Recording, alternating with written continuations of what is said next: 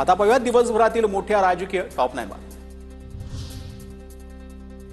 अजित पवार अमित शहांच्या रिचार्जवर चालतात, आम्हाला निधी देताना अजित पवारांच्या हाताला लकवा मारतो का? लक्ष्मण हाकेंची सलग तिसऱ्या दिवशी अजित पवारांवर टीका।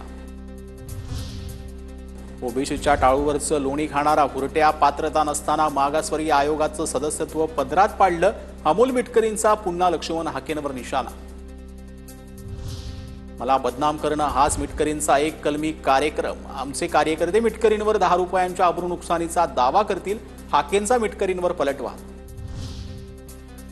पालकमंत्री येतात जातात, काही अडलंय का? फडणवीसांचं वक्तव्य, तर मंत्रिमंडळाशिवायही काही अडलेलं नाही, फडणवीसांच्या वक्तव्यानंतर राऊतांची टीका। पालकमंत्र्यांमुळे काही अडत नसेल तर मग बाकीच्या जिल्ह्यात पालकमंत्री का नेमले? बाळासाहेब थोरात यांचा मुख्यमंत्री देवेंद्र फडणवीसांना सवाल। कुणी आडवा केल्याशिवाय राहणार नाही, भरत गोगावलेंचा तटकरेंना इशारा, तर तटकरेंची उलटी गिनती सुरू, पुढच्या निवडणुकीला रुमाल डोक्यावर घ्यायला नाही लावला तर बघा, महेंद्र थोरवेही आक्रमक।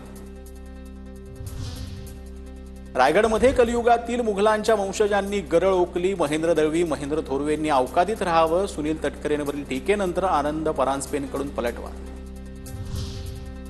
अधिकाऱ्यांवर मासा फेकून मारल्याप्रकरणी नितेश राणे निर्दोष मुक्त, गर्दी असल्यामुळे मासे फेकताना पाहिलं नाही अधिकाऱ्याचा जबाब, तर हल्ला झाल्याचा एकही प्रत्यक्ष साक्षीदार नाही, कोर्टाचं म्हणणं।